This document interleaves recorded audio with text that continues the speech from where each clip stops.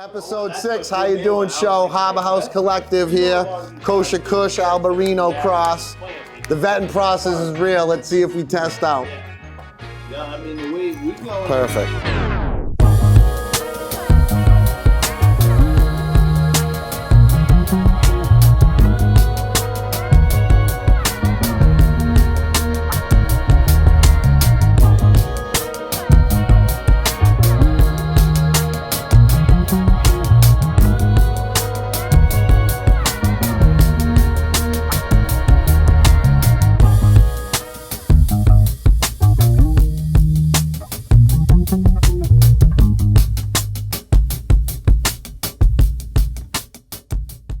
Vetting process is over. That's 2 for 2. They're cleared to come on the show.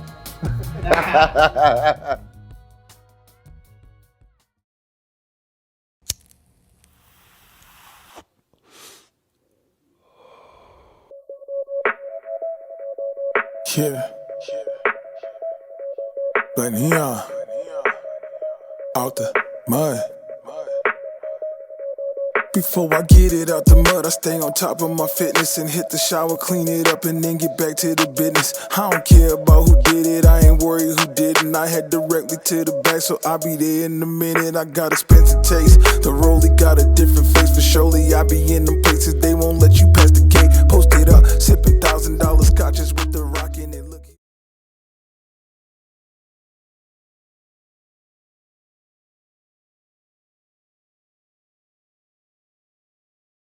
All right. Episode 6, Harbor House Collective. We got the Head Cultivator, Cory, on the scene with us. Their product tested out back in November. Two of the flowers we bought from them tested out on point within compliance. And then they showed up today. Cory brought some more product. And we put them to the test again with the Orange Photonics machine. And to our testing results, they were within compliance again, both of them. You didn't even need it because Rob kept it to himself. Yeah. I hit it once and passed it, and I never got it back. Well, you know, when you get a good bone, you can't let it go. There was no passing there. But, yeah, that's great. I don't, we've been testing for a little while now. Probably ran over 80 tests, probably like 15 to, 18 different brands. And shit, man, we got like maybe 15% compliance rating on all tests.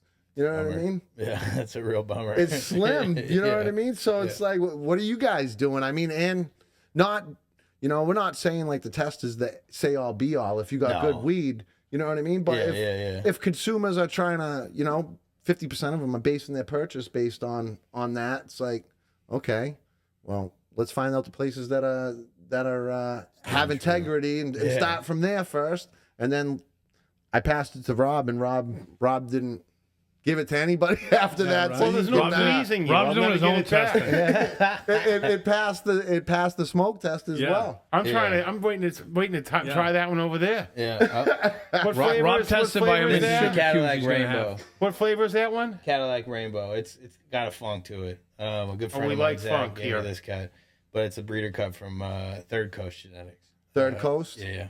Where are they out of? Michigan. Actually. Michigan? Mm-hmm. Okay. Is that where you got the pure Michigan too that you guys are running? Yep. You brought us a few new pheno-hunts, these strains here, right? 4 different strains from a recent pheno-hunt? Yeah. No, we used the Albarino as a pollen donor.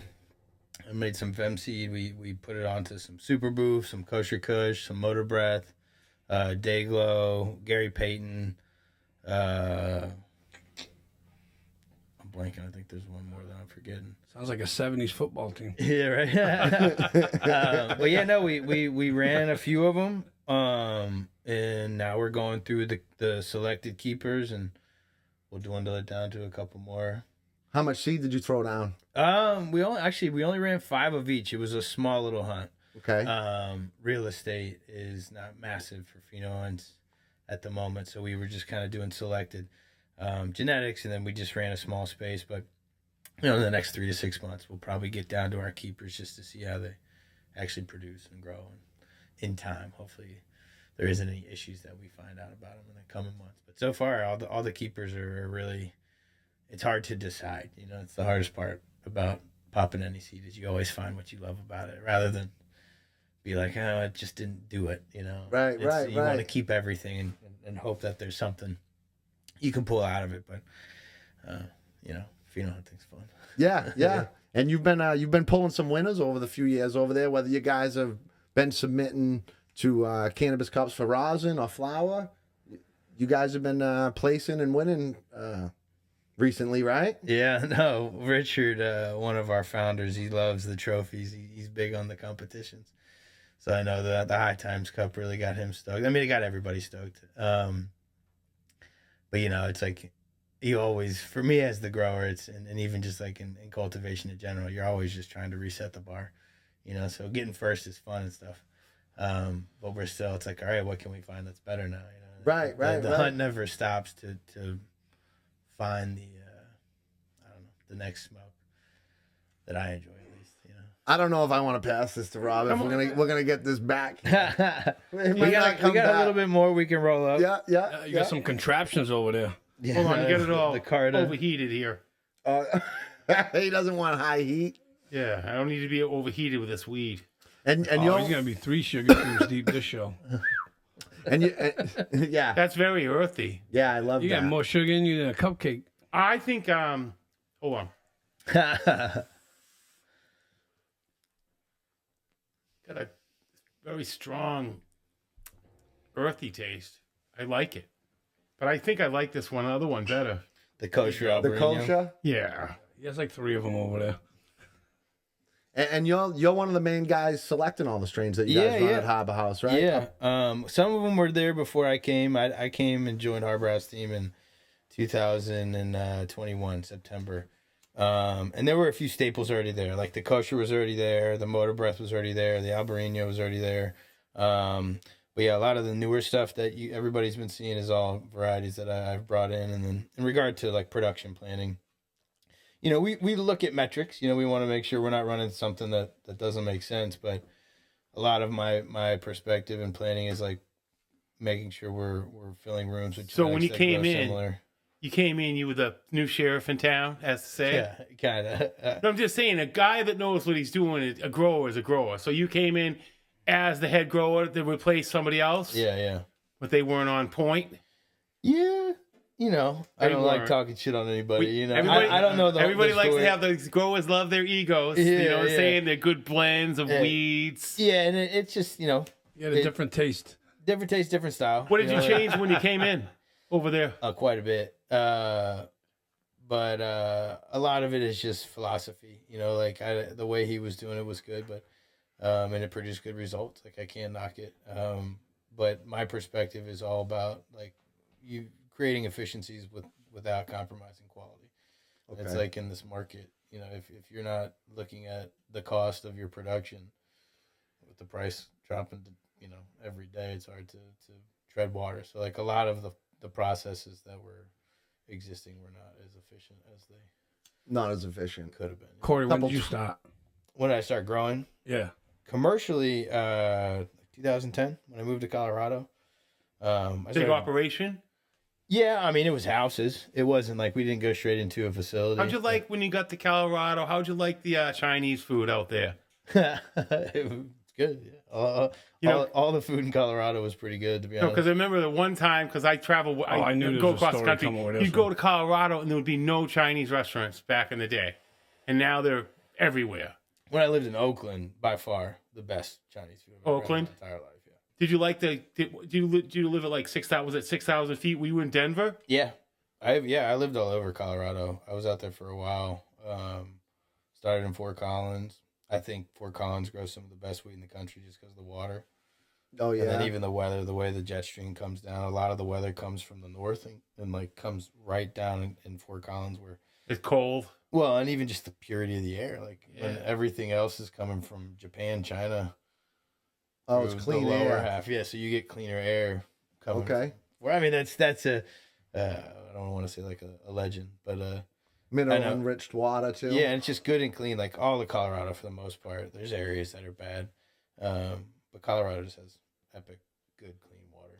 How did you end up in Colorado? Was a buddy of yours Well, out that's there? that's how I got out there. I had a place to stay. But when I finished school, the last thing I wanted to do was get a desk job. So I wanted to go to a place that I wasn't worried about prison and I could continue to grow weed. That's always a good idea. Yeah. So it made sense. And then even, at that time, California was the only other state that had like a statewide program. But coming from Virginia, I didn't have parents that were like exactly in love with the industry, right? With cannabis. Yeah. So they didn't hate it. It was more or less the legality of it. Like they didn't really care about the weed itself, but like if I got in trouble, then it would have been an issue. Now there's a right? problem with Yeah, it. exactly. But that was their only problem with it. They didn't care about weed or anything. But So you actually came a long way. You started out in Virginia. That's where you're from. yeah. And you started growing there. Yeah. That's where you. On a smaller scale, but yeah, I had a cousin who had been doing it, and we were fucking around with like CFL, little compact fluorescents, and little tent setups. I had like a good the friend. T8s, T4s and Oh, T8s. T8, T4, yeah, that was yeah, that's like. We're talking late high 90s, pressure right? sodium with the pack and the big cord too. No, see, I never ran HPS when I was in Virginia. It was always smaller, like compact for us, like 150 watt lights, like small. Like, Okay. Yeah. and then they were later in my time in Virginia is when we took it a little bit riskier, but it was more a house that was set up that was being run by a couple people, and that put a friend of mine in prison for some time. But yeah, Virginia, I was just looking for a reason to get out. Like you never want to get a call from one of your friends being like, "Yo, I'm on the run." Like, Right. It shit's hot. they're walking out of my house with 7-foot tall plants, like, and he got arrested by Homeland Security like 7 months after that moment. He was on the run for a while. Yeah. And then that's when you bugged out and went to. That was kind of the deciding factor. Of course, I still had to work, and then I was in school and also actually working, like a day job. But yeah, when I finished that, I didn't see a future in Richmond, like legally. So Right. I went out to Colorado, and that's where you could start. Like at that time, you could get a grower LLC. Like you could start an LLC. Accountant would set it up. It was kind of a little gray area, but it was a way for me to like actually Legally grow at your house. And then if you had a med card, you could go to dispensaries and sell it just on your med card. It was kind of like, I don't know how Maine is right now, but back in that time, Something similar. yeah, if you have a card, you could go to a store And sell your product. Yeah. Or buy product. so it was like I would run. We had 2 4-light rooms in my first house out there. So even then, it wasn't like enough to like blow shit out, Yeah. but it was fun to kind of get shit going, and then it just kind of grew from there. I met a crew of friends. We started getting into warehouses, and then the laws changed. So then we actually had to either stay black or partner with licensed dispensaries, which kind of sucks. They forced your hand? Yeah, the state did. No shit. Yeah, because they eliminated the medical license sale. Like we could stack cards, and there's still areas you still can do that, but like we could get $5.99 plant count cards and then run a warehouse. Right. But yeah, the state changed regulations, so they weren't like stores weren't allowed to buy from medical cards anymore. Okay. You had to be from licensed Facilities. So they said all the money came from the big. It went focused to the big guy. Yeah. Corporation. Yeah, just someone who had more money than the small farmer. And like we were having fun, but it's like I didn't have millions of dollars in the bank to put on a 10-year lease and get a license. Like at that time, that wasn't where I was at. Is it 23 or 24 years old? Right. What is it as expensive in Colorado as it was in Colorado as it is in Mass to get started? No. It wasn't as expensive. No, it as wasn't. Mass. It was a little. It depends on where you did it, but no, it wasn't. Mass definitely has high barriers. Right. Yeah, for sure. Yeah. Um, They're getting their money. yeah, yeah, that's the damn truth. So you're out in Colorado. They flipped the laws. Yeah, and it threw it rippled like the culture, right? Like everybody who was like a grower who had the weight, I would say, in the game, literally and figuratively, but the roles kind of switched. So you either stayed gray or you had to take a job at a facility. like that was licensed, and it turned into like an hourly or a hourly thing rather than, all right, I just crop 40 pounds, it's gonna turn into money, you know, like right. that kind of disappeared. Unless you stay doing it, right? So Yeah. like that like never left. But there was like, okay, I did this because I wanted to pay taxes in some regard, right? Like we were talking about before this started. It's like how they get you is not because of the illegal activity, it's because of money, and they can see all that, right? Like they as much as you think you're getting away with it, it'll stop. But Yeah, they're waiting. They're just waiting. Yeah. It's just. Not so that's kind of why I've always wanted to stay legit in that capacity, optically, and just for the peace of mind for my fucking parents. You know? Yeah. But living the double life gets to you after a while. It does, yeah. When even just being in Virginia, and everybody knows it being in Mass, like in a state that's highly illegal, like you get caught with a bud, you get arrested. Is your family still in Virginia? No, my parents are in North Carolina now. Yeah, Brentsville. Brentsville district. So in Colorado, did they have a lot of big operations? Yeah. Oh yeah. Was it pretty much corporate America? No, not at first. It was actually a real cool culture, and like a majority of the people that were like taking risks, because at least the people, like the company I kept, at least it was all people that cared. How am I? But no, I liked Colorado. It definitely has gone through its phases, but I think there's a lot of great weed that's grown out there. There's a lot of good weed growers. A lot of good caving out there too. Yeah. I fucking hate caves. What were you growing in when you first started out? Were you growing cocoa? Were you hydro, undercurrent? So I had a crew of friends, like from Richmond, and we were all running. It was BioBiz and ProMix. Okay, ProMix. And we would use the amendments from Progress Earth. They were all biodynamically prepped, like amendments. And it was just like a formula we ran in ProMix, BioBiz, and biodynamically prepped inputs. And the weed was fire. Like, shout out to everybody who's from Richmond who knows what I'm talking about. But, like, it was some of the best weed that we ever grew. Did you have any like legendary strain that like you held near and dear to you that you just in Virginia? Grew? Yeah, the Ganni, the Virginia Beach Ganni, okay, or Virginia Ganni, depending on who you talk to. Yeah. But then like within the crew out there were people growing like Blockhead, Apollo 11, Chem Sour, Cindy 99 or the Pineapple Cut. The Cindy 99. Yeah, the Fairfax 4-way. That was something that smelled like a pile of dead skunks. Like still, like there isn't weed around, right? That I have smelled, and I don't know if it's because I've smelled thousands of more strains of weed now. When I was getting 4-way, I'd maybe seen like 20 to 30 different genetics, but it was still like stood out. Yeah, it did. It stood out. So I still don't know if you're like training your olfactory. Yeah, you know, like I don't know how that all plays into my experience now. Even with like the sours, it's like a whole thing where everyone's like, I haven't heard anybody say this day and age like, oh, I got the sour I smelt 15 years ago. And how many sour cuts are around? I got the same perspective. I think like the weed's like not as good as it used to be, but I don't know if that's because the limited amount that you see how our back brain then. works, like on the neural side of like your olfactory, like it becomes numb to certain essences, right, over time, right? So like as much as like, and I think there is still those genetics that are rotten and stink. Like I first smelt them, but I don't know if you will ever smell them again. If that makes sense. It might not just be the on same. A biological or it's like the chemical haze, level. like the 06, 05, 04. Like I don't think anything ever compares to that. Like everybody says they have haze or piff, and it's like, but you'll never smell it the same. You'll never smell it the same. I don't know. We need to go on the hunt for that. Right? Yeah. Rob knows what I'm talking about. Yeah, I came out of the Mosley Projects in New York City. If anybody's listening, could you please give us a shout? Yeah. Send us a bag, please. No, just tell us where to go. We'll come pick it up. Yeah.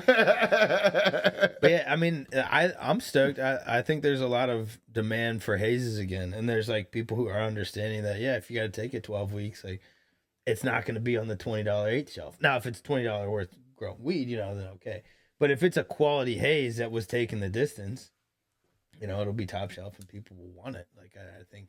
Is that why not getting the pungentness? Because they're not. They're not growing at the full, or is it just like so watered down, or that cut won't be found again? Like, I couldn't say with a high level of certainty. it always like when you get some haze, it's like you hit it and you're like, yeah, and then it's just like, it's like, nah, it's. Well, and I almost Missing think an that's ingredient. Yeah, like also falls on a its part face. of like there's some hazes that will coat your mouth, but like very rarely have I had like a silver haze or I don't know, something coat my mouth like a sour or a good OG. It's rare. And even from a haze, I feel like it's a hotter smoke. It's a drier. The resin's good. It's like cleaner-esque. At least with the hazes that I've seen, like the silver hazes and silver pearls. Actually, silver What's going pearl. on over there? That was can't a even great get the genetic bad one, I can right? tell you. All you do is crack. All you hear is It's crackling childproof. over there. It's It definitely childproof. is. Oh, I see the little You got a thingy. tear. Yeah, I got it. Yeah, Corey's mic was squeaking before. I thought Rob was opening up his wallet. I heard. I thought Rob was reaching for his wallet. Like, But no, pulling out a couple bills. I don't. I mean, no one's growing those genetics because it didn't fit the production model of the people who don't like good weed. Excuse me, who like good weed. In my Right. opinion, I don't want to knock anybody because, the way I look at it too, it's like Very lemony. there's varieties that are ready at 7 weeks, and there's varieties that are ready at 8, 9, 10, 11, and 12. I think the biggest thing is transparency. Like it's like with whiskey, right? Like there's some that are 1 year, 8, Yeah, 2 yeah, years, 3 Scotch years, is, like- yeah. and it's like, who am I to say that if you like a 7-week flower, that's bad? Right, like right, I right. know what I like. I know I don't really like any flower that's at 7 weeks, but I guess in the realm, like there's people who might, and it's like there's some genetics. Like I said, I used to grow this purple flow, a DJ Shorts flow in Colorado. If you took it 9 weeks, it was like brown amber. Like you could Okay, go it was 9, like a 10, turn but yeah, off. it would turn. So like, but if you pulled it at 8, even tail end of 7, like it was proper. Like the purple flow. I know a lot of people who, if they hear this and they're in Colorado, they know what I'm talking about. Like it was one of the tastiest weeds. And apparently there's a buddy of mine, Poochie, who got the cut, but he hasn't released it yet. But I've been looking to try to get that back for years. Just one of the most flavorful weeds I've ever had. Yeah. In my entire life. Candy or skunk gas? Different. Different. It's like different. Rancid? Yeah, no, ish. It's just, when you smell like a Durban, you can be like, that's Durban. Like flow is so unique. It's like you smell it and you're like, yeah, that's flow. It's like a black licorice, Okay. sweet Kush. I know it's a purple tie Afghani is the cross. Okay, yeah. Yeah, But no, that's What probably one of my favorite weeds. What does the lemonese mean? Limonene, that's just one of the top terpenes. Oh, that's got a beautiful smell to it. And these buds are tight. Rob, talk to the mic, Rob. I don't think he's... Tight buds. Sorry. These are really, really nice buds. What flavor is that from That Harbor smells very House? lemony. Rick, you should definitely have a hit of this. So fix you. This might I fix burn you. the mic more. Yeah. So when you went out to Colorado, did you already have some shit lined up when you went out there, or No, man, I kind of went blind. I had a friend You who had a did no one in the industry. I had 2 friends who had been out there like growing underground, but it was just like it wasn't like friends. They were like people I had done business with in like Richmond and stuff. yeah? So there was a crew of people out there already, but no, I just went out there and hit the ground running. Like I pulled my first crop and started going store to store because you could at that time with a card. It wasn't like That's there pretty wasn't a cool. barrier to entry. It was just like, all right, You got the card. You grow fire product. Go to the store and sell it sell like it. the salesman. yes. That's how it should be. Yeah, I loved the model. It was an awesome time. How many years did that go on for? 2, 2. yeah, And then it got all changed the laws. Got a little commercialized. People with big money come in. and they required it. So like the way it was structured was like 70-30 split. So you had to grow 70% of your product to supply your retail, and you had to be vertical. Like you had to have the retail and you had to have the grow. So you had to carry the overhead of So you had to both. you had to have deep pockets. Correct. And then you could only wholesale 30% of what you grew to anybody else. Okay. So it just it wasn't a bad model, and like I think Colorado got it right quicker than a lot of places. But it depends on perspective, you know. Right. Like when I was in Oklahoma, it was insane. Like there was dudes running 200-acre pivots of all Kush, didn't know, and they were murdering it, like sod families, like thick fields, like Wild West, Oklahoma. yeah, like pulling millions of pounds in one crop, all going to distillate. But it was like it was like $2,500 to get a license. They had a good run, huh? Yeah, and they still do. Like they're clamping down, but Oklahoma's still fucking bonkers. Good for them. Yeah, They're killing it. It was a ton of fun. I'll be 100% honest. I had a lot of, and it was through COVID. And it's like, you know, not to bring that into Oh, the mix, boy, but COVID. it didn't exist in Oklahoma, for better or worse. Like Right. Oh, so you went to Nothing stopped. Oklahoma too to grow Yeah, I was in Oklahoma and after Colorado. So yeah, I was in Colorado for 8 years, and then I was working with 710 Labs from 2016, and then we went and opened a facility in Oakland. So I moved out to Oakland around like 2018. California. Yeah, Oakland, California. That's where the good Chinese food's at. Yeah, exactly. The handful of noodles. Rob, There's the some big damn good foodie. Chinese food in Malden too. I live over in Malden. Yeah. Awesome Chinese food, or just Asian food in general. Right near the food, what do you call that? Where's Asian food come from? It's on the right. I know Rob's been talking Food about it. right near the food master there. Yeah, Johnny's Rob Food likes Master. his Yeah. Chinese food. But yeah, and then I ended up, I was in Nashville for like a year and a half with making hemp seed. And then, I went to Oakland after that because right when COVID hit, we lost our funding when we were running the greenhouses. So we pretty much kind of had to. Did you guys all have your shut shots? Huh? You guys all have your COVID shots? I was reluctant, but yeah, I had to get a jab for one of my jobs. Only one? Yeah, and That's- a booster. But yeah, that's as far as I went. We all just got sick over here. Yeah. So did you ever make it back to Virginia? I do have a ton of friends. Yeah, I was just actually back there 2 weeks ago. I think I was on my way back when we talked. Yeah, I went back for a golf. Would you say what part of Virginia? Like Northwest. I born in Chantilly. What do you say? And Gatorville? Gainesville. Gainesville. Yeah, Brentsville. Yeah, Population Brentsville. 75,000. That's not next to the Whittakers, right? The Within Whit- Virginia? No. Was it West Virginia? West Virginia. West sorry. Virginia. I mean, we weren't far. It was 45 minutes. That family that's like inbred for like Oh, they had remember the that? The Netflix show. the ones that right? bark like. "Ah!" Yeah. And they would Rob's the only shake. one that can conversate with them. Wow, Yeah, Rick's no. After he talking now starts that he's smoking not that drinking. bone of his, that's it. He starts yapping. "Ay, ay." Yeah, just straight gibberish. Want a ham sandwich? Ay. It is wild in West Virginia, man. One of my best friends grew up in this town called Marlington, or he would travel there a lot, and we would go out there for a while. And they're What, in the hills? yeah, Yeah. Marlington, West Virginia. Yeah. But they would have like jubilees or whatever little like town nights, Yeah. and there was roadkill cook-offs.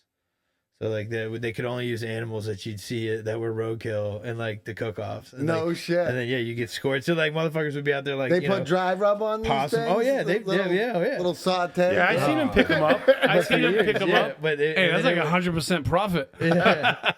No, that's some redneck shit. Yeah, that's a little cook-off. But See yeah, how you can get this Goodyear taste out of this fuck, out of this raccoon, So, no, and, like, out of Rocco. again, I don't think it was like heavily regulated, but I think a lot of these people were like shooting the raccoons or possums or Yeah, squirrels. yeah. I don't think they were just picking them off the Yeah, road. it wasn't but no again, I don't roadkill. think anybody was checking. Questioning There it. wasn't Yeah. like a.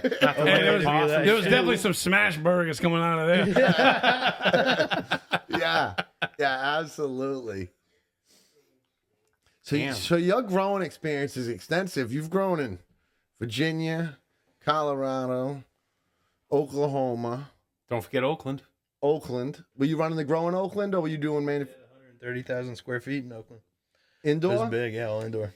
No shit. Yeah. All HPS or LED? All HPS, mixed spectrum. We would run a blue and like HPS and Now, metal now, halide. now, what do you think? You get more weight with HPS as opposed to the LEDs now, or you think the LEDs caught up? Like, It's different. I don't know. Like weight. the bud If you're structure? looking weight, yeah, I think LEDs all day just because you can push PPFD like so much higher without compromising the plant from heat. Like you can create way more light intensity. My preference, I don't know. Jury's still out on LED. I've grown amazing weed with HBS or so, I think, and then same with LED. Yeah, yeah. So like, it's definitely different. I don't want to say one's better or worse, but I think some of the best weed I've ever grown was definitely with HBS. That's spectrum. I just think the radiant heat is something that you still need, and that's why generally with LEDs. High pressure sodium. Yeah, They got more juice, man. well, it's just think of it like when you're standing in the sun. Say you're on the beach, right, and you stand in the sun, you sweat, and it's just because the sun's hitting you. The second you step into the shade and you catch that ocean breeze, it's the same ambient temperature.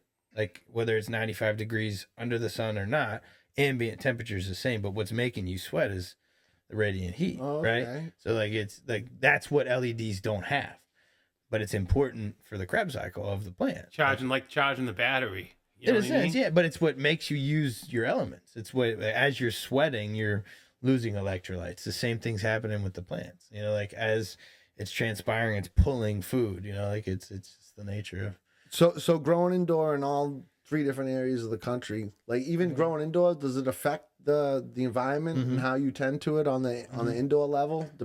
I would in say different parts of the country. It affects how I attend to the mechanical systems Right. that run the equipment because you're dealing with different pressures. You know, say you're at 6,000, 9,000 feet or sea level, like you're dealing with pressures on the system. And there's actually The season, stuff like that. Does that affect it a little bit? 100%. Yeah, I mean in Cali, if you're in LA, like you don't know what a winter is.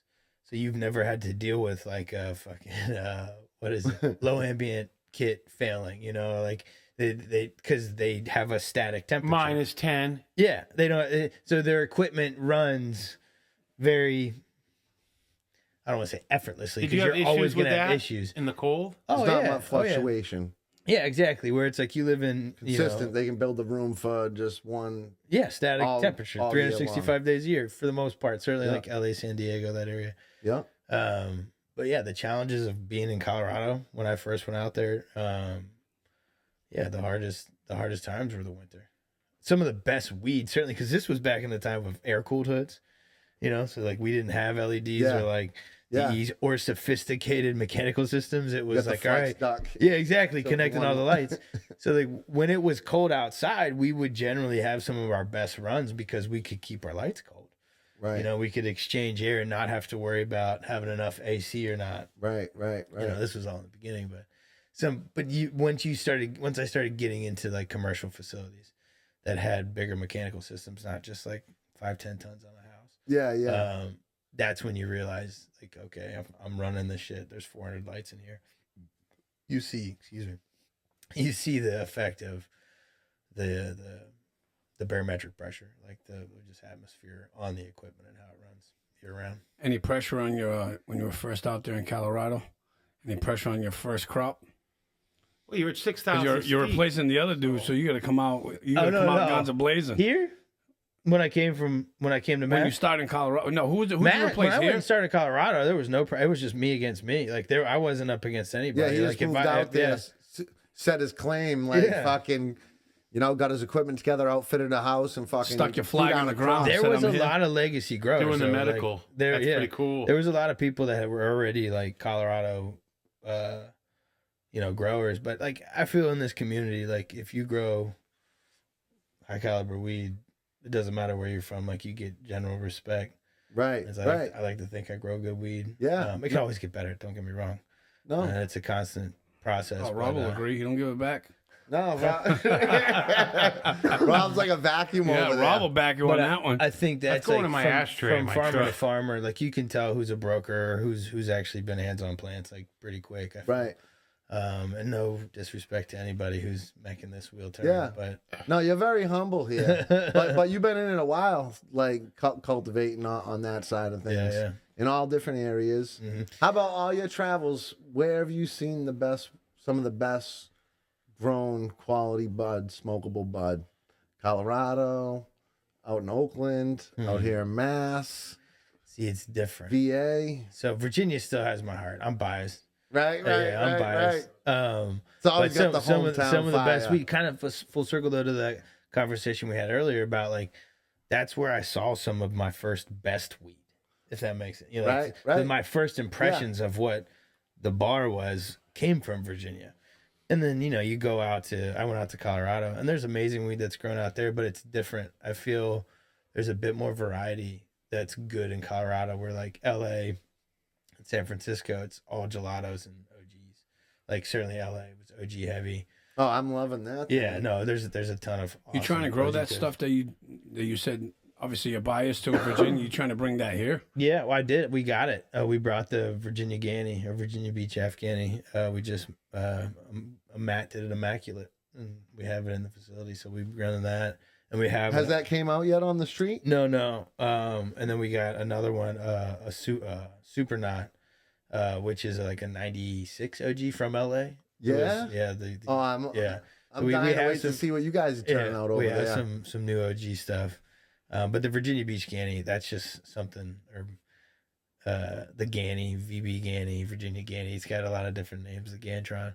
That It's like Gas Rob train, B. name it Plump, yourself. Uncle it's Plump. the first weed that I got that almost made me faint. Like when I took a bong hit, it's the first weed that rung my bell. And Probably it's- on like a 5-footer or something. Right? Is it the big yeah, no. gravity? Yeah, I forget what The soda. I remember filling up my buddy's sink. We used to go there at like leaves cut school early and fucking cut the The bottom out of a GBs, 2 yeah, 2 liter fuck yeah. soda, fill up his sink Yeah. and be in his window. The Coleman water coolers. That was how Gravity we traveled bong. with it.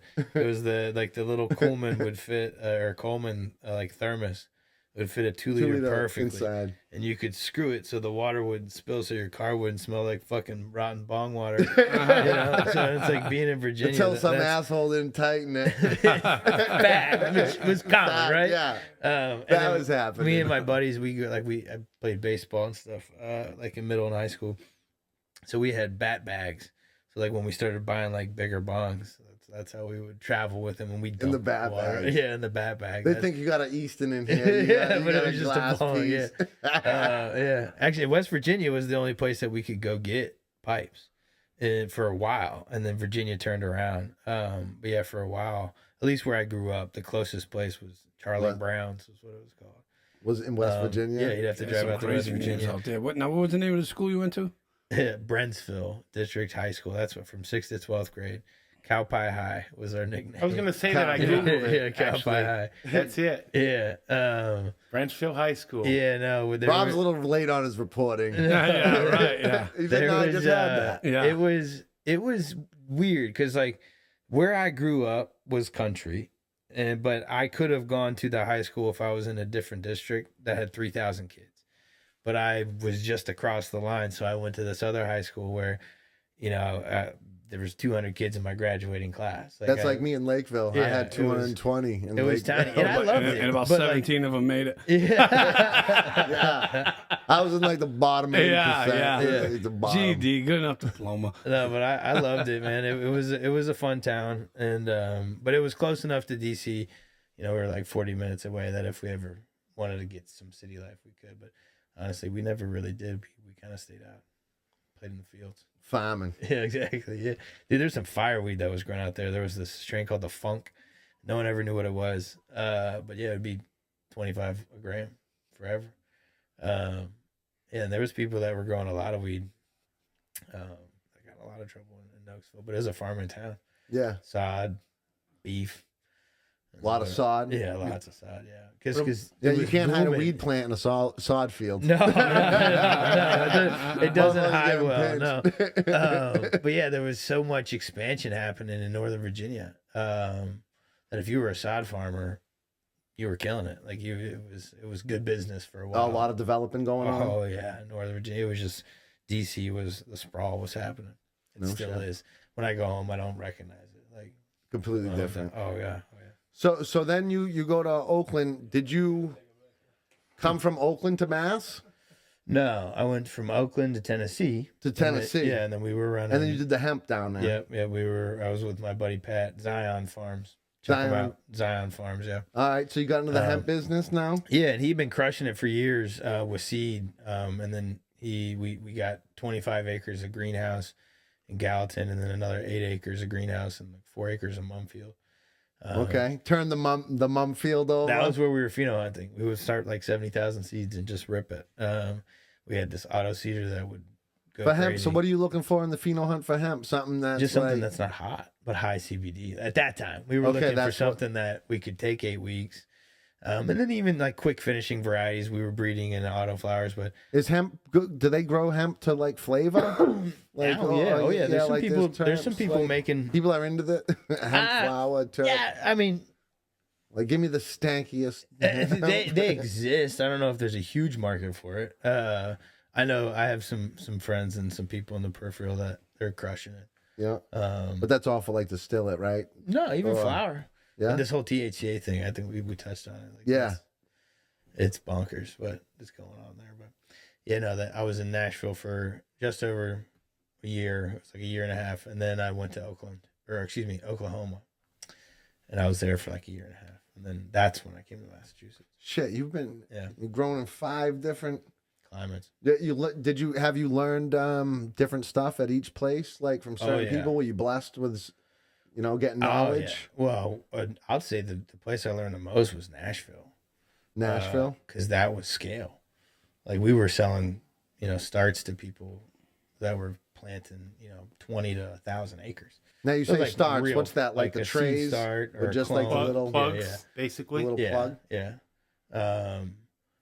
But yeah, that's when I was humbled. Like, but even when I was running close to 200,000 square feet of canopy, I was like, okay, that's cool. But then you meet these farmers that are 200,000 square feet. Well, then you talk to people that are planting 500 acres. They look at me like I'm cute, It's like, like what, you run indoor lights? I'm like, 46,000. And it's like 44. there's a lot of dudes, like a lot of big farmers in Cali, like that crush like outdoor, and it's like they're quiet. No one, you don't see them. Like What's an acre? 48,000. 43,000, 43. 43, like 5'8", I think. Yeah. No shit. And these guys are throwing down. Acreage. So it's like their angle of it is totally different. And like I've done a lot of organic farming. What's the retail and the wholesale of the hemp? Nothing right now. 50 cents a pound. Yeah, nothing. At least last I touched. Yeah, like Yeah. I haven't looked at that in a while. But yeah, no, I mean that was where I was humbled. Like it was like a different level of farming that I was used to. Like they both have their place. It's like in my opinion. But high level greenhouse production is going to be something that really is, in my opinion, the next step for a lot of these places. But that's where the High level greenhouse. yeah. Keep the cost down. Mm-hmm. And infrastructure, it's like the maintenance on a brick and mortar is 10 times that of a greenhouse. And you're from VA and stuff like that. And I was talking to you before, like when we first did the product testing, like back in November. Mm-hmm. Like, what about the tobacco? That's from down where you're at, right? Yep, Virginia. Now, And it was big in Tennessee too. Did you say a lot of them converted to like hemp and got like They were- grants to convert over to They like, didn't get grant, or but no? like Philip Morris, Altria, allegedly, Yeah. just for all intents and purposes. Yeah. Yeah, We don't have to name names. We don't got lawyers. To Yeah, give, like, exactly. Philip Morris has more money than anybody. Yeah, we'll block So that not out. Philip Morris, but somebody tobacco that companies. would, these guys. Yeah. But yeah, no, there was like 1,000 farms that planted all hemp, and a lot of it's just trial. The way I saw it is they're learning how to grow weed at scale, because they're like, getting ran and out. even a fixed amount. Like there's people who don't want to get high, but they still want to smoke a little bit of weed, right? So it's like I think Philip Morris is going to master the 2 to 3% cigarette. Like they're gonna master that, and then just run fields of it.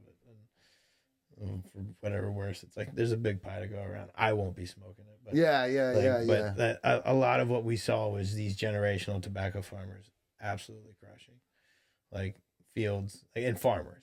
Right. Like they look at their land as like their livelihood, right? So it's like you have those salt farmers and like big production, but a lot of like the roots of the earth farmers that I've met, it's like when you say no-till or organic or living soil, they look at you kind of silly. They're like, dude, I run this in an organic way because this is my life. Like this is farming. They don't use tag words, Right. It's not like a thing. It's like, yeah, This is what I do. Yeah, I need to make sure my soil is healthy and thriving.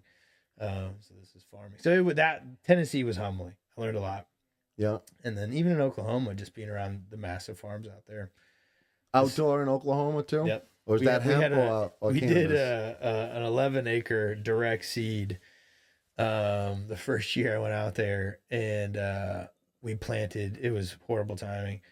Like mid-July, and it got to like 115 degrees for 2 weeks, and pretty much all the seed that we put in the ground didn't pull through. We had like 3/4 of the field pull up. But it was fun. Again, unfortunately, it didn't work out as planned, but Learn some stuff. How do you deal with the water in Chelsea? Do you get in the water from the town over there? yeah, we filter it. You just filter it? Yeah. That's it? No, I mean, we have a Reverse a osmosis? treatment. Yeah, we use RO, and then we have this company they're now called Clear Comfort, but they use like an AOP water treatment technology. Keeps the water clean. Cool. Yeah. So you can make a nice cup of coffee. No, I had a couple worry places about I did ice machines over there, and the water was awful in Chelsea. Yeah. No, It's it's not awful. good. No, we use Culligan water for they supply the equipment and stuff. Do you guys make this on site over there? Yep. That's the rosin, live rosin. Yeah, I see you guys smoking it. It's no, I can't have a hit. Oh, I'll have one little hit. Yeah. So Oklahoma, now you come to Mass. Yep. When you come to Mass, Tastes pretty good. did you already have the shit lined up with Harbor House, or did you? No, it was the reason why I came. You knew Gabe, or you I reached knew. out? So there was a guy that used to work with him called Mike, named Mike. But yeah, that's who I knew. And he's the one who gave me the call. I flew out and toured. That's when I met Gabe and Richard and the rest of the crew. And yeah. And those are the owners of Harbor House, Gabe, Richard. Yep. Those guys from Boston area. Yep. Yeah, they've been around here their whole life. So yeah, they're local, but yeah, it was one of those. It was an opportunity where I kind of wanted to get out of the Oklahoma market personally, but yeah, I mean, I see Boston. Yeah, at that time it was a little bit more promising, but I think it's a promising market. You know, I do think there's a lot of smart people in Massachusetts, at least from my experience, and I think eventually they'll get it. And even to like what we talked about, like they love green weed. I think that's a statement in itself. Yeah, they do. Like there's a big demand in Massachusetts for weed, and people, I think people want to. They'll pay the money for good weed out here. I mean, they've been doing it for fucking the last 20 years. But why wouldn't they continue if there's a place for them to go and get it? I don't know. Like, You know what? I use Sam Adams as a good analogy sometimes, like Right? as for Massachusetts. Yeah, because he treaded water the whole time. Yeah. I mean, he was doing something different though. He wasn't putting out a Pilsner like Bush or I think the Miller beer is or- No awful. lager. Yeah, it was. You It went was to the something lager different. game. Yeah, them and Yingling, right? Like that was the Yeah. other up northeast. Yeah. But they stood the test of time, and it was because they were different. I think it's telling of the culture here. I think. How Like- much is this with tax? Which one is that? It's the I just wanted the animal tree. So that one, I think. Whatever it is, times it might be at, like, 6.25%. 35. Yeah, And well, they they were- range anywhere from 25. I'm to just saying 55. with tax. How much would that be? I Like don't know. I don't know the tax structure off the It's top of my around head. 40. I should. Their but- stuff's pretty good. Like they're around 45 cents. No, I like how they do it. They give you some 35s. it's like when you buy a bag, right? You get some little buds, some big buds, some medium buds. I like the, Yeah, the assortment. that's like when you buy a bag. Used to buy a bag in the street, but now you go into the dispensary and you get in a bag at the dispensary like you would buy a bag normally. I like that. Rob's happy here. Is that the animal tree? Got a great. It's very lemony. Yeah. I love my lemons. That's cool that you guys grow this and package it yourself there and everything. Yep. All in house. So did it take a little while for you to come over to Harbor House, or were you like came out here on the first trip and was like, yeah, I'm coming back, or There was it took a little thought. I mean, I have all the respect for the team in Oklahoma, and like what we were doing was really cool, and they're still crushing it. Shout out to Great Spirits. That was the company that I was working with, and they still do killer work. But no, I wanted to check a different market. I really thought the Oklahoma market was gonna fail. Because of how much was coming on the scene, like coming it was online? 12,000 licenses when I had left. It was insane. It did kind of crash, no? Yeah. Oklahoma? Yeah, no, like, yeah. Like it fell on its face? But the quality still kind of hell, which is good, you know. Yeah. But He ran for the border. yeah, I felt I didn't on a career level. I didn't think it was. Have you ever lived in Massachusetts before this? No. I'd been through Mass. I tour managed a band called He Is Legend. They're like a loud rock and roll band. Okay. But we played at the Palladium a couple times. The Palladium. Yeah, in Worcester. Yeah, the Worcester Palladium. Yeah, in Worcester. Pelage at the Palladium. Yeah. No shit. Is that from a hometown band? That North Carolina. Okay. Yeah, so my brother played with them. You for a guys few rocked? years. Yeah, they're loud, good rock and roll. Check Cool. it out. He Is Legend. Chicks, rock, life. No wonder this motherfucker's selling weed and growing it. That was a fun little chapter. Did you have It any was like quick, roadies? No.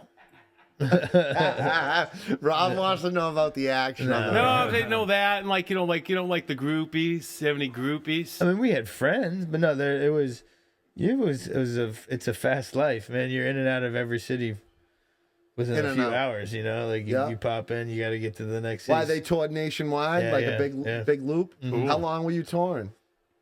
Almost 2 years. Oh, Did these you guys? did you meet anybody with like genetics on the road touring? Like any cool stories on the road, like cannabis friendly? Like I met like cool people that would bring herb to the shows and stuff, but yeah. like no, I never. These guys nothing- are pounding the I didn't chicks. have the time, honestly, to go venture to farms. But no, it was You know what's caught going on with that, these right? rock and rollers out there. no. Rob thinks it's just a big orgy on tour. No, Well, it's not- basically it's it not is. Like, no, it's not. Do a few Maybe if rips you're- before the if you're show, Van Halen, maybe have some but drinks, No, it you doesn't. know? It doesn't work that way. It didn't, because we were in and out.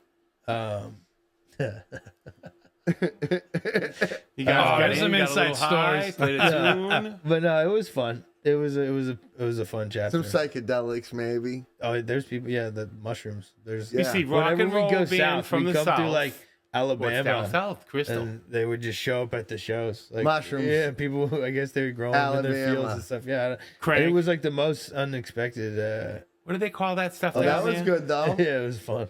Down Yeah. south. Yeah, What do they they call start that? trying to make a move to get What? psilocybin legal here. in Meth, they call it Mass. Somerville, down south. I know There's a they word for have it. some. At least I don't know exactly, but I out know of my they've jurisdiction. made some strides in Hold on. Somerville. I think it's Google Google knows. Legal in to Somerville possess. Yeah, for psilocybin? don't quote me on that, but What yeah. the fuck's going on in Somerville? Is he the fact checker? Rob, are you the fact Rob, checker? are you fact checking that? Yeah, What? psilocybin production in Somerville, No, I'm Mass. still checking something about meth. No, I looks was buzzed. thinking, they're down Tennessee. What do they call it down there? Crystal meth, crank. Yeah, That's one of the Speed. words. There's another word for it too. Speed, yeah, Speed. amphetamine. A Tennessee Gonzalez. toothpick. The truckers. I know about that. What was that? You No, want me you're to check? saying that psilocybin may or may not be legal in Somerville. What is it called? Mushrooms. Oh, they're legalizing it. No, No, I think there currently are in he Somerville. says it might be legal in Somerville. He thought maybe- Mushrooms legal in Allegedly. Somerville, Massachusetts. All right, I gotta he say thought that. you were Yeah, the we're on fact checker. camera. He thought you were checking, Rob. Yeah. That's why. Okay. He's got dial up. It's go. gonna be a minute. I don't got shit. Nothing. Oh, see, We got dial up here. got We're dial on up over there. Vonage. here we go. I got it right here. So you guys, shit. I'm picking great product over there at Harbor House. The bud's always, smokable, good, tasty product whenever I buy it, and it always tests out to my standards on the Orange Photonics machine when I test it.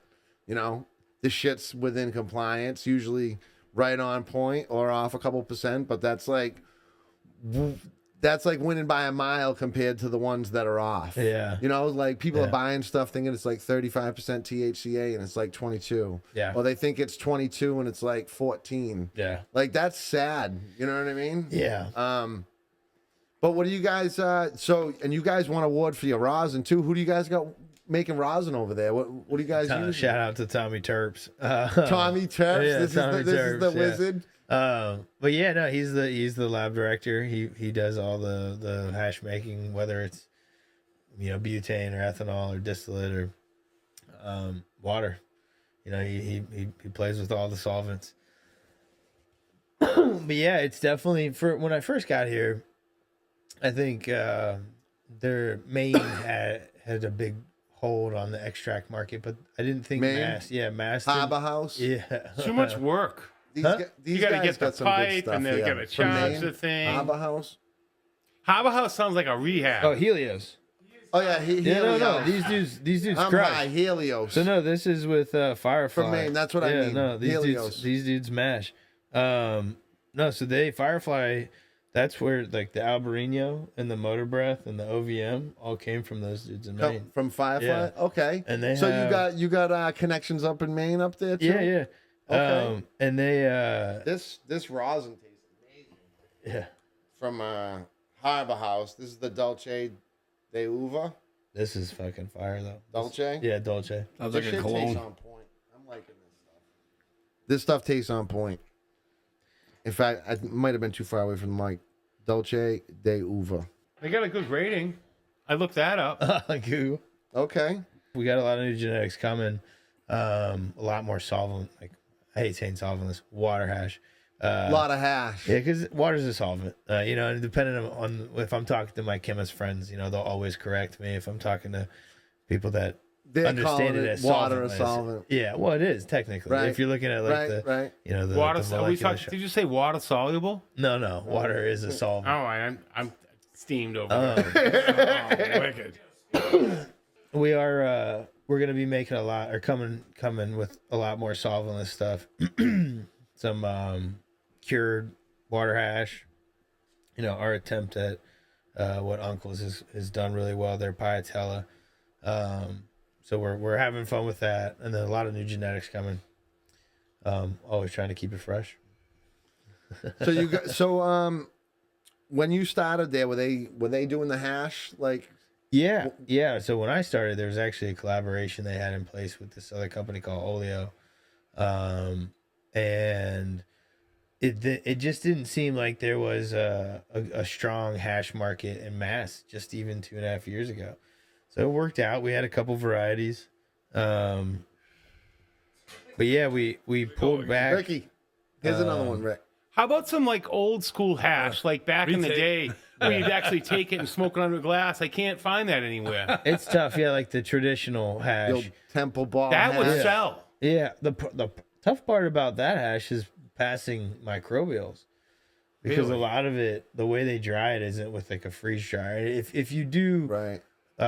if you are particular with the process, you can definitely make like a traditional hash and still pass. I haven't seen it in the years. testing, yeah, but I think that's the biggest issue with a lot of people trying to do like very traditional air drying hash methods is that in this state in specific, it's tough to get it to pass the microbials.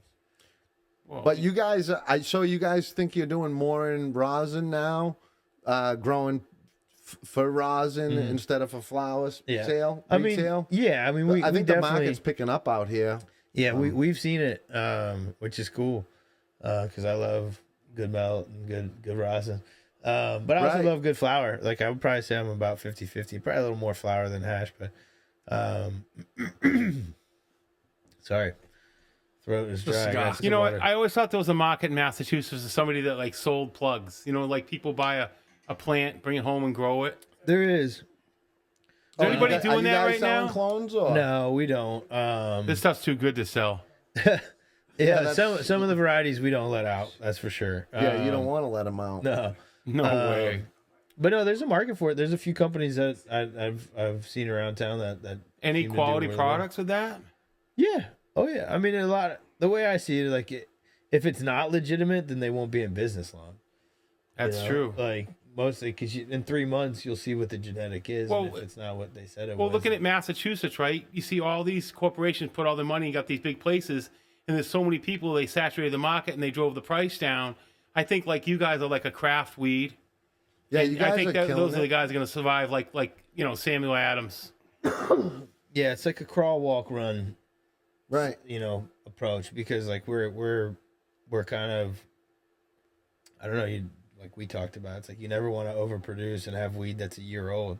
Right. It's just not good. No, your guys' stuff's always Yeah, fresh when I yeah. bought it to sample check it. And You don't want to, you know, certainly it's like we try to always have that at our retail. I think that's what the consumer needs to focus on more instead of like the THC number, because we know that's bogus. Yeah. Like with a lot of these brands, for what's true out there. Yeah. That the next thing that they need to look at is, when you're buying your product, make sure you're buying a brand that is only, been tested a couple months, 2-3 months max. Because after that, man, well, any weed that's sitting around, if it's not packed right. And I think that's a whole like other 3 part months of the after science. after it's cured, like you don't want it changes, it converts, there's something different, and some people might like that. Like I know in the side of curing, a lot of people want to take it forever, but like there's definitely something happening, biologically, chemically, that changes in time. So there's a sweet spot, I feel, but that's still preferential, right? Like I know I like my weed, I like 41 days off the plant. Yeah, if a I were to be month and a half, specific, right? Right. But if it's 6 months old, I don't love it, But that's me. You think the industry's going to come up like with Budweiser did, a born on date? Is that going to happen? Well, they do got it on there. But, there's a few people that do actually, but I don't think the That could consumers. be tricky too, though. I just don't think the consumers are asking the question at the point of sale, like, "Hey, how old's the weed that I'm buying? How old's this?" Yeah. Like, they're more focused on the highest THC for the shortest amount of money. So, Well, I think they all think it's fresh, right? When you go into retail. well, and then even just like the simple ignorance, that a lot of the new people don't even know what to ask. Like Right. there's people that coming into the shops for the first time, so they don't. They're coming in blank slate. Like, all right, I've heard there's weed here. yeah, They will buy the bag off their cousin.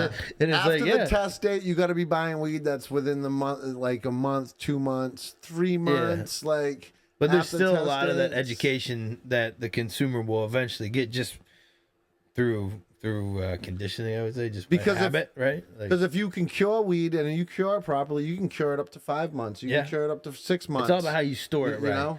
And then once it gets bagged up, and then with how the process is in mass, now at that point, I would say if it wasn't cured right and stored properly before it got bagged up, Yeah. now it's just leaving more variables for shit to go wrong. Yeah. Is what I'm thinking. And no, and it's true.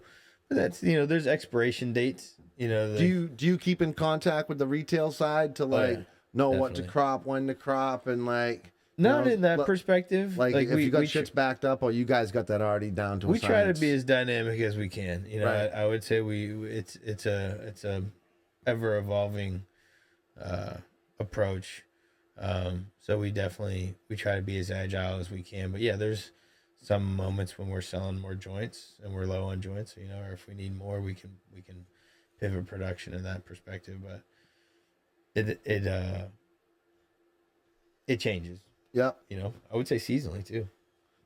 You think people are getting flavors seasonally, or like Certainly edibles. more pre-rolls in the winter, Yeah. probably because people ain't rolling them up at the beach or that, or They just want to be quick in and out. yeah. But yeah, no, I would say like you see probably like seltzers and stuff go more in the summer. Okay. you know? Okay. And then even like going down to the Cape, I feel like you see more edible traffic in the summer. Do you guys have a salsa brand? No, Harbor not House, or personally, no. There's a few good ones that are out there. You guys carry some at Harbor House? Yeah, there's a few. I don't know the names off the top of my head. Oh dang! You can check them out on our website. Yeah, Harbor House. Yeah. They got fucking salsas. They work, and they do work. Seltzers, it's interesting how quick some of them will get you high fast. Yeah, Rob likes the sodas, the THC sodas. Oh yeah, those are pretty good. You get a good body high, and they're not even regulating them. Like this guy we Well, had the Travis hemp on. ones. Yeah, I saw that. We had Travis on, and that guy has more energy. He trying to free these people that now they're in these people are in jail, and the weed's legal, and people are selling millions of pounds of it, hundreds of thousands of pounds, but these people are still in jail, and they sold like 700 pounds. 1,500, yeah. Yeah, Shout out to Travis, by the way. Yeah. Peace out. Yeah, Travis Cullen, Freedom Soda. it's wild. Buy a Freedom Soda. Release Travis's that's the people. The D9 play, like the whole by volume, like Total Wines is doing it. Like Yeah. it's happening in mass. Like I don't know if like the mass like license holders when we talked about this, I was like, are they going to try to use this as like a way to lax their laws to sell it at like a store, like a convenience store? No. Or are they going to like try to come this in is and a say, federal. This no, is a federal. don't sell this. Let's try to put a stop to this. I mean, it depends. Like Because I you would could go say, both ways because it's like the same thing. It's 10 milligrams, 10 milligrams. Yeah. It's just different. It's still 10 milligrams of THC, whether it's Delta 9 or Delta 8, right? Is Well, that the no, I mean difference? the stuff in our edibles is Delta 9, right. but it's just derived from Yeah, so I don't a get this. It's regulated the plant. same thing. It's the same exact molecule. So why? So can't they use that as like? Well, they're already selling it in alcohol. So can we get our laws laxed, or are they like saying no, fuck it, stop selling this because they don't have the license that we got? You know, it's like a kid. Like, Yeah. How do you play that? I would play it to my advantage, right? It's it's a total.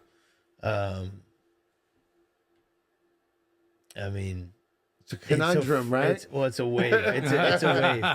There's a regrouping, you could say, in September, that they're gonna go over all the laws. What on the CCC, the cannabis side, or the hemp? This is federal hemp. Yeah. Okay. And it's either going to be a massive floodgate or they're going to shut it down completely. I mean, honestly, I just think they're going to regulate it. No, what it's going to be is going to be a massive federal revenue raise. They're going to raise a ton of revenue from it, basically. That's how. That's what I mean. So you think they're gonna wrap the weed legalization too, maybe federally soon, I don't know. and put it all in the same I have fucking a playing field? couple theories. I hope so. I mean, if you look historically what they did with alcohol, the feds just said, "All right, you got to be 21, and then we'll regulate you'll pay us taxes, and we'll regulate your label." Right. And then certain states still don't even sell liquor, so it's like the feds will make a call, but then it's still state level once the feds say. Kind of okay. stupid, Yeah, isn't it? sometimes don't Like sell the liquor, federal yeah. level is really only beneficial to people who want to do interstate business. Right. Like, if you want to stay local and be in the state, like the feds just need to change their standing on 280E, or at least their schedule of cannabis. So But yeah, you get what I'm saying. Like the federal law change would only benefit interstate commerce in some Right. regard on a business level.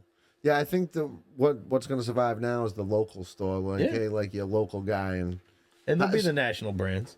how do But, you guys connect with your customers over there in Chelsea? How do you guys get people in? You guys, We just we try to keep everything local. A lot of over 50% of our employee base is Chelsea. okay, You yeah, know, we try to Get the support word out, community. yeah. We keep it pretty local, and it's entering the cups, getting your Yeah. name out there that way. Yep. Because we just before the started High doing- Times Cup, you guys won a couple years ago too, right? Like we placed it any can, Nican, and then excuse me, like the 22 Harvest or- Cup, I think.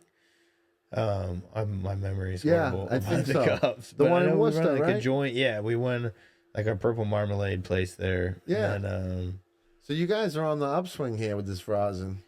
yeah, it's a lot of fun. It's what I did for years out west, and it's fun to be able to join a team that has a passion for solving this. So what town are you living in now in Mass? I'm out in Malden. In Malden, Yeah, right near that Johnny's Food Master. Yep. Yeah. This Rob knows all the food joints. Yeah, right. Knows all the food joints. Right. Who's do. the food master? It's actually a good place to shop. I don't think I've ever been there. It's actually a pretty good place. I put it back. I'm gonna check I helped it put out. that in. Rob's going to put together the munchie side of the Oh, show. Rob did the refrigeration. in the 80s, I worked on that store. If somebody wants to order from Harbor House, how do they order? Like online? Yeah, you can go to our Phone website. number, Yeah, pre-order? yeah, or They you send can it do to you in the pre-orders mail? through the website. No, it's all in-store pickup. Oh. But yeah, you can go to our website and put you- orders online. Are you working with any delivery service companies that Yeah, deliver? Zip Run, I know, and I'm bad on that too. There's a We couple. got the What about gas Rolling bus Relief? coming. Maybe I'm not 100% honest. Maybe. I've seen them around a lot. Yeah, I know. I mean, I've toured the Zip Run guys through, but no, maybe Rolling Relief. I know there's a couple of them now. Yep. How is that? Is that helping sell a lot of products? Yeah, or- yeah, no, it works. You know, it's an interesting play. And what is But- it? They take your Yeah, product, they're put it just in a their distro. stores, Yeah, yeah. like wholesale, and then they. Yep. Okay, Yep. that ain't bad. No. But most of the, and you said you have another retail. You guys got two retail? No, just one. Just one retail Yeah, store. just one retail. But you guys wholesale some of your product out. Mm-hmm. Yeah, we're in a couple other stores. I want to say like another 150, like throughout the state. Yeah. No shit, another 150 stores. Yeah. Yeah, I seen you guys all the over. way down the Cape. I think I picked your rosin up one time in like Wellfleet maybe down there. Yeah. Terps. I'm You horrible, say to be 150 places? honest. Yeah, I think so. Wow. Yeah. These guys are definitely out there. What was that flavor, that bone, that first one? What was it? Is it Kosher Kush? What was it called? Kosher Kush? Kosher Kush. This is the I can buy that in Chelsea, right? Yeah, crossed with Albarino. I will definitely take a stop over there. Number 2, the pheno number 2. Number 2. Yeah. And that's the same price as that other stuff? Yeah.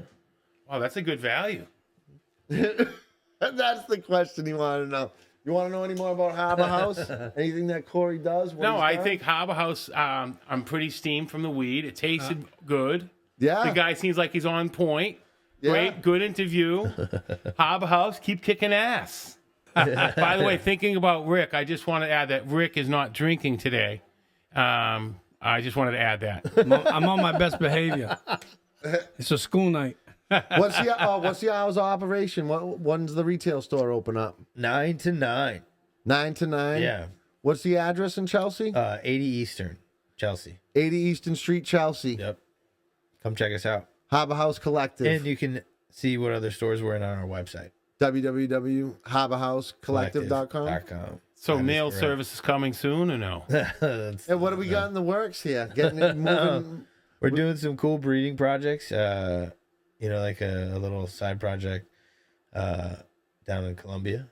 But it's not Colombia? necessarily affiliated Columbia, with like Harbor the House. Columbia? Yeah, Like the Medellin. Columbia? When Yeah, we're 'cause going? Yeah. That's- I'd love to take a trip down there. But yeah, no, there's a lot of cool things coming. Just new varieties, new more pheno hunts, a lot of solventless stuff, and just Any trying of to the keep guys who things- you get genetics from that you want to shout out that you work closely with, or we keeping that tight lip? the Clone Bank. Check them out. Zion Farms. I think another one, the Clone Depot out in Colorado is another good one. My homie Cory.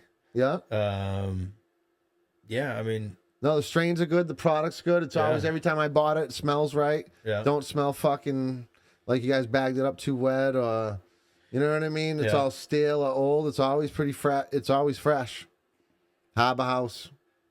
I'd yeah. buy the shit. It's been I'm fun. going to get me some of that damn kosher kush. I was just hoping I could get a rabbi to bless it, though. Yeah. Maybe. Cory blessed it. Yeah, right. That's good enough, Rob. No, that's a good idea. We have a kick-ass crew, like the whole crew. Everybody busts their ass. Any other like, standouts you got there working down there? Who's no, I running mean we got a lot manufacturing? of. I don't know. It's Did you bring any of your homies in? Or? my older brother. Yeah, my older brother works with us. Yeah, he's not on tour anymore. No shit. Yeah, but He hung up. He hung up. What does he play? He still guitar? plays guitar. Yeah. Yeah. But yeah, he's not touring. So yeah, no, he's our operations manager. Tell him, call him and say, get your ass to work, bro. Yeah. But no, I mean everybody crushes. Who Time else? to make the donuts. No, I mean we got a good crew. What about the guy making rosin? What was his name? Tommy. Yeah, Tommy Terps. Tommy Turf. Yeah, he's a good dude. Where did he come from? Local guy? Yeah, he's from what town is he from? I'm horrible. He's from Boston. I want to say it's out in Tommy Terps. Newton, Newton? Needham, maybe somewhere. It's southern. It's southeast. The I could be Turf Man. wrong. Tommy will correct me when you see this. How long has he been there? The whole time. Yeah. Oh, so he's the guy been Yeah. making the rosin the whole Yeah. time. But yeah, no, Tommy's been killing it. We have the same thing. We have a good crew there, and we've had some good people coming in and helping us get perspective, and then even just having the right genetics and know-how. Kick-ass team. Hell yeah. It's all gotta about the have- strain, right? Yeah, genetics are everything, that's for sure, and culture. Culture. Keeping everybody. Well, you can have the stoked. best strain, but if you don't grow it right, it ain't going to be no good. No, it won't make you money. You No. know all about that. Cory, turning Harbor House's product out over Corey, the shrimp master. there. That's a All right, wrap. I gotta take Thanks for coming on the show. My pleasure. Dude, That was boy. fun, man. Yeah? Yeah. All right, cool. Wake up in the morning, got a bag on my schedule. Niggas talking, bitches talking, niggas not on my level. Check the time, wrist, rollie, rose gold on the bezel. Grab my keys and get my cell and hit the door with a shovel. It's time to get it out the mud, out the mud, out the mud, out the mud, out the mud, out the mud, out the mud. It's time to get it.